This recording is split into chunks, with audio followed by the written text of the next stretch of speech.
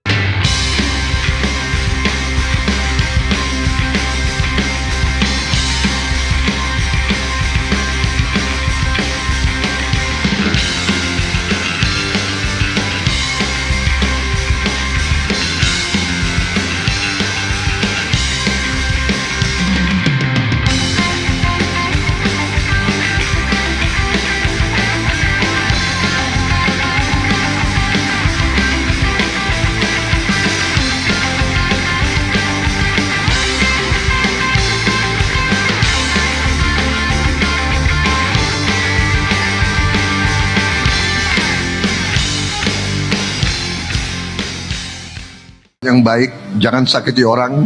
Saya punya filosofi begini, filosofi saya dari kecil.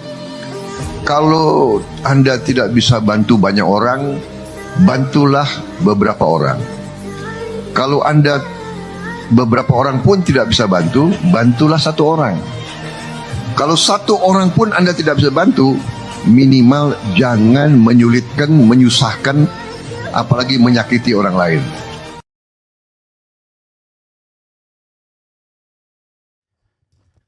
Assalamualaikum warahmatullahi wabarakatuh.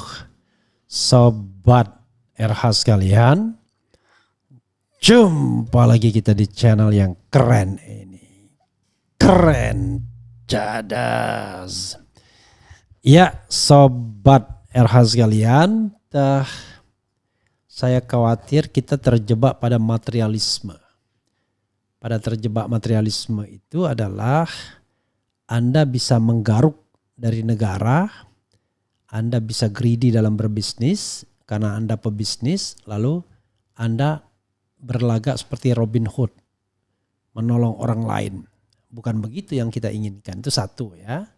Dan yang kedua adalah bahwa konsep menyakiti orang itu tidak hanya konsep privat, tapi juga konsep publik. Jadi kalau misalnya kita bicara mengenai kecurangan pemilu misalnya, ya itu menyakiti orang, menyakiti banyak orang, jutaan orang. Ya, jadi kita harus uji perkataan dan pernyataan Prabowo ini. Tapi anyway, kita patut hargai dulu pernyataannya. Jadi kalau saya misalnya ingin berharap sama pemimpin, saya akan mulai dari lagu Pemimpin Adil. Itu ada filosofinya, ya. Karena di situ engkau bisa bawa mata air kebaikan bagi manusia. Itu adalah pemimpin yang kita harapkan, membawa mata air kebaikan. Tapi karena kuasanya dia juga bisa mencelakakan umat manusia. Tapi kuasamu juga bisa menenggelamkan umat manusia. Jadi karena kekuasaan dia juga bisa menenggelamkan umat manusia. Nah, sebenarnya Prabowo di sana. Apakah dia akan membawa mata air kebaikan? Apa dia akan menenggelamkan rakyat Indonesia ini? Jadi sobat era sekalian, kita tidak bisa memasuki ranah privat untuk orang yang sudah menjabat presiden. Jadi Kalau misalnya pendukung Prabowo kemudian tiba-tiba membandingkan dengan Refli Harun, ya kan? Apa yang sudah kamu lakukan buat negara dan lain sebagainya? Ya beda. Dia mendapatkan keistimewaan, mendapatkan kesempatan, mendapatkan jabatan. Tetapi kalau kita hitung apa yang dia ambil atau damage yang dia ciptakan dengan kontribusinya, kan dihitung. Jadi misalnya dia menyumbang 2 tapi mengambil 5, berarti minus. Kalau kita lebih kecil mungkin. Kita ngambil 0 tapi kita nyumbang 0,8 kan masih plus. Jadi kita harus melihat hal-hal yang apple to apple untuk membandingkan. Nah, kalau Prabowo dibandingkan Jokowi, ya itu baru nanti akan se-apple to apple. Tapi sekarang ini Jokowi hanya bisa dibandingkan dengan SBY yang sama-sama 10 tahun menjabat. SBY sudah bikin apa, sudah berbuat apa, dampak damage yang ditimbulkannya apa, Jokowi apa. Nah dari situ kita bisa membandingkan secara ilmiah. Jadi tidak bisa lagi ruang privat seperti ala buzzer ya. Oke. Dan juga ketika saya senang dengan prinsip Prabowo. Kalau kita tidak bisa menolong banyak orang, ya tolonglah satu orang. Kalau kita tidak bisa nolong satu orang, minimal jangan ganggu, apalagi menyakiti orang. Tampaknya konsep ini konsep privat, ya kan? Tapi untuk publik nggak bisa. Untuk publik nggak bisa. Jadi kalau untuk konsep publik kekuasaan, bahasanya bukan menolong. Prabowo Subianto tidak dalam rangka menolong. Tapi Prabowo Subianto dalam rangka melaksanakan kewajibannya. Dan itu adalah hak kita rakyat Indonesia. Jadi kita harus paham. Hak kita apa? Hak kita itu adalah dilindungi menurut pembukaan konstitusi. Dan Prabowo sudah mengatakan gak ada gunanya pembangunan jembatan dan lain sebagainya kalau kita tidak terlindungi. Pembangunan infrastruktur dan lain sebagainya. Gak ada gunanya kalau kita tidak dilindungi. Tapi konsep melindungi dia sepertinya agak mislead juga. Karena dikaitkan dengan tentara, ke militer dan lain sebagainya. Bukan itu. Konsep perlindungan itu dikaitkan dengan tugas pemerintahan. Tugas umum seorang presiden.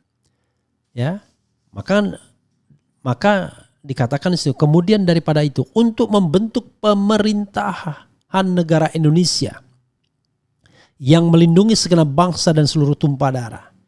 Dan untuk memajukan kesejahteraan umum, mencerdaskan kehidupan bangsa serta ikut serta melaksanakan ketertiban dunia. Jadi tujuan membentuk pemerintahan itu adalah tadi.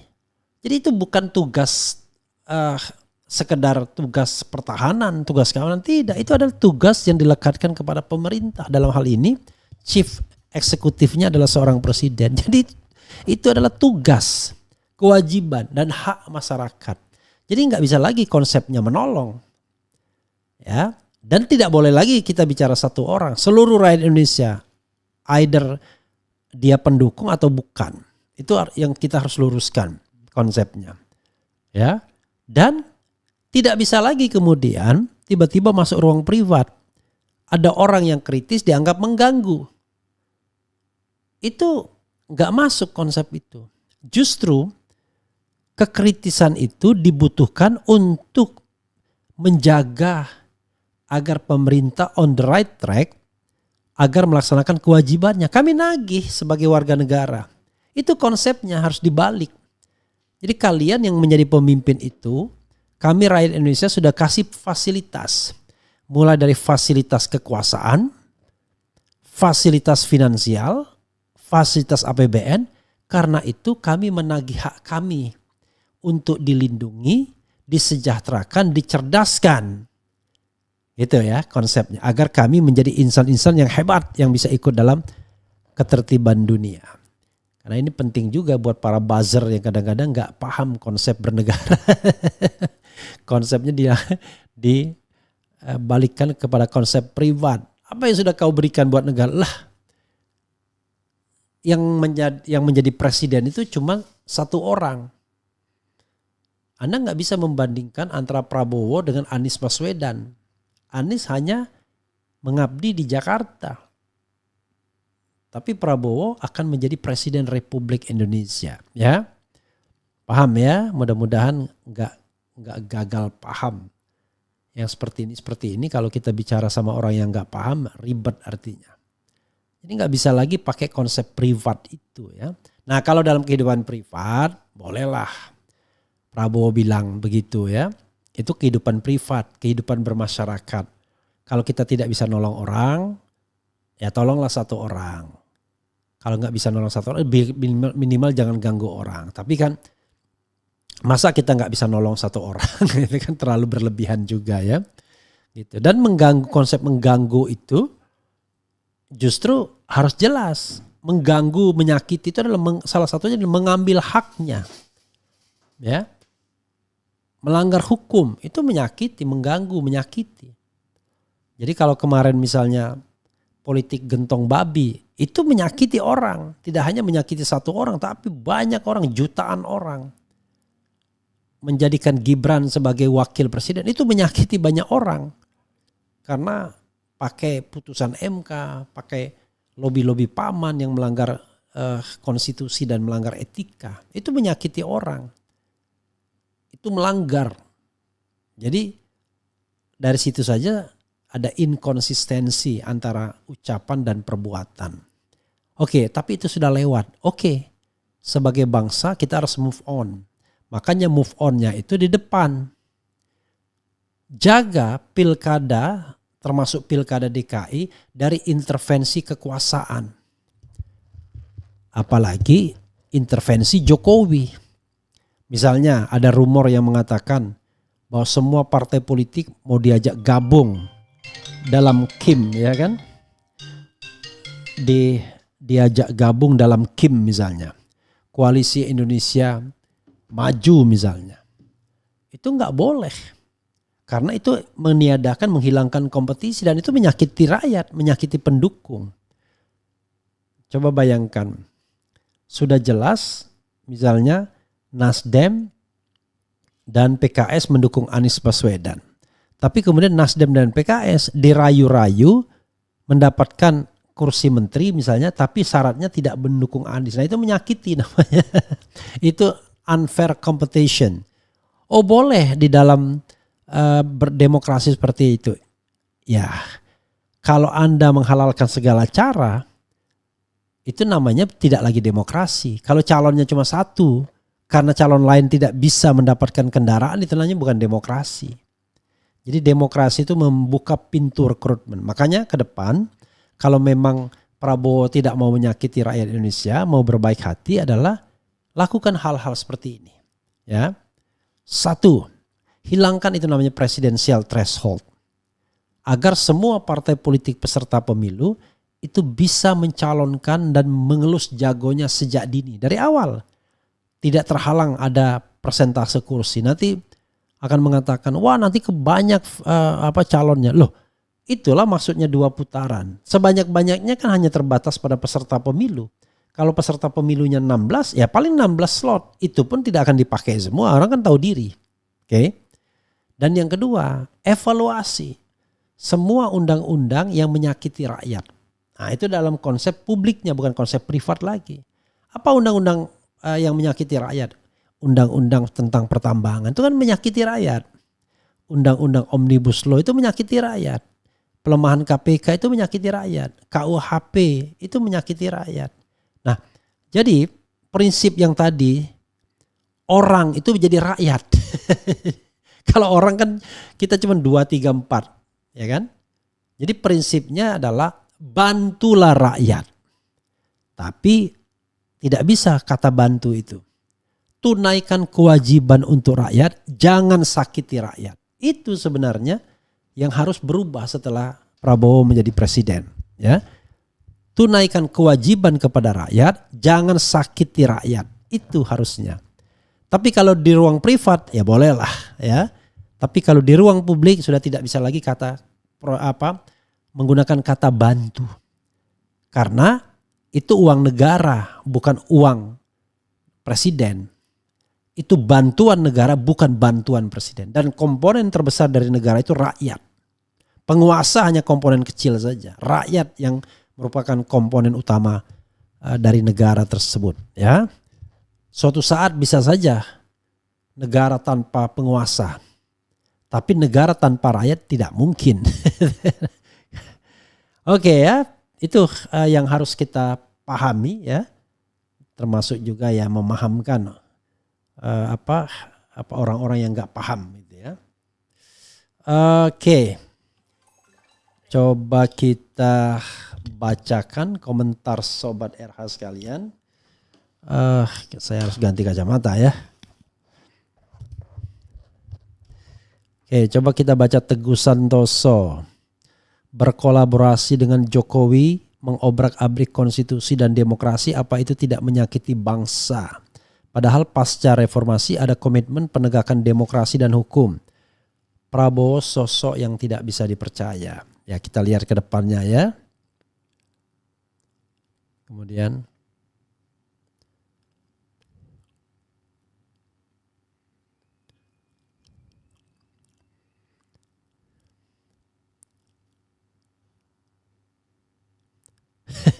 kenapa ya?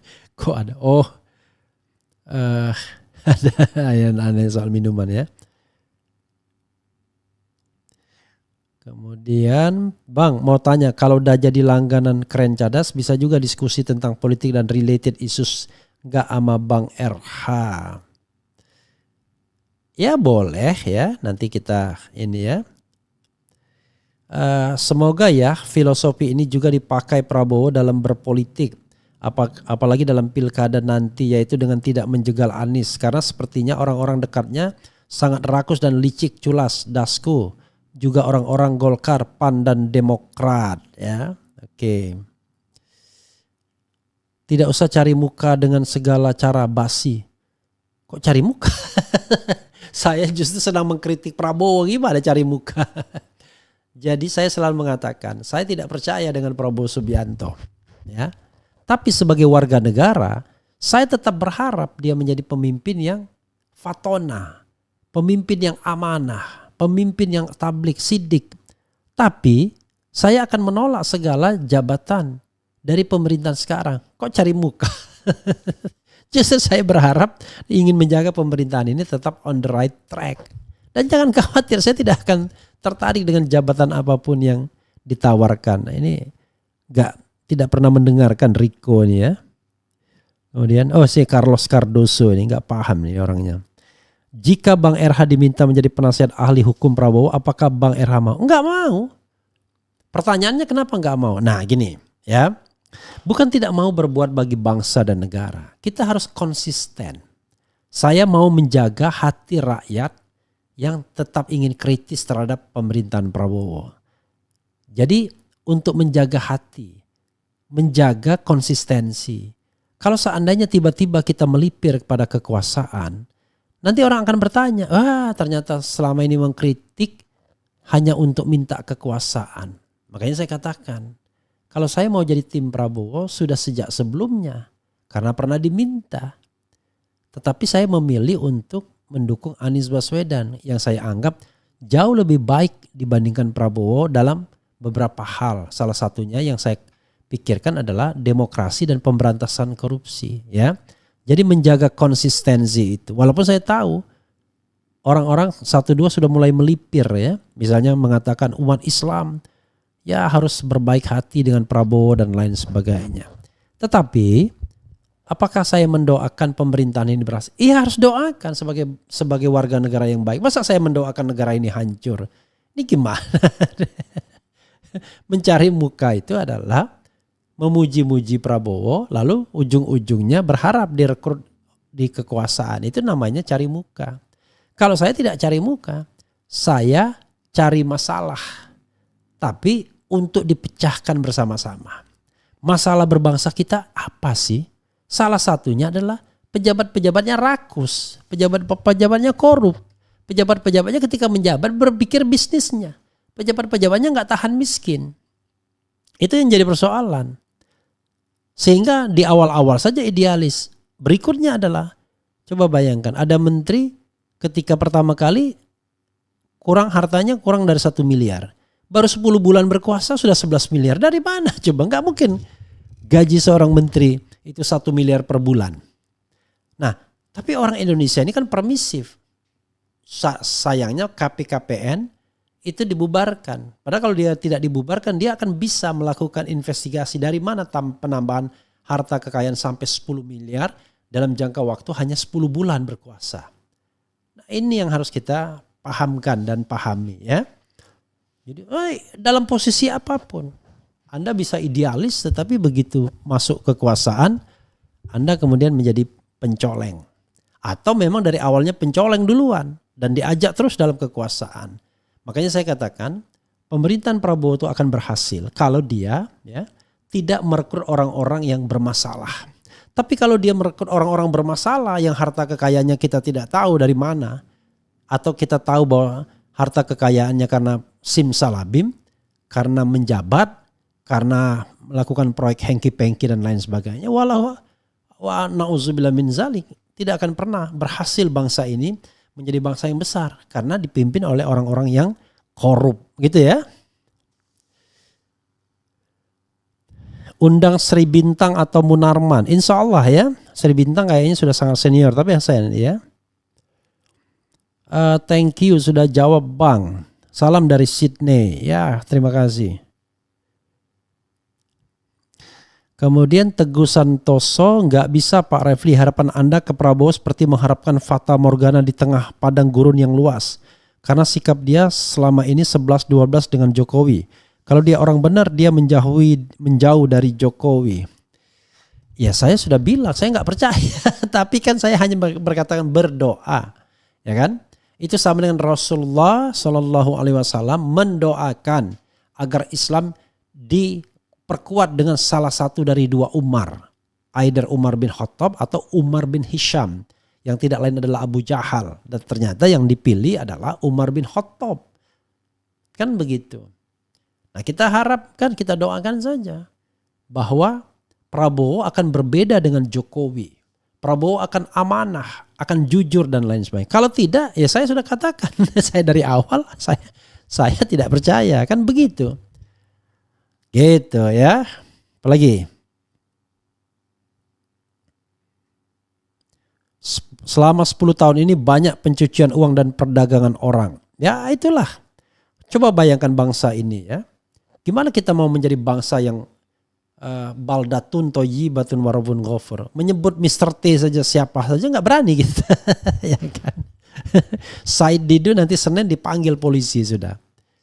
Coba bayangkan. Ya.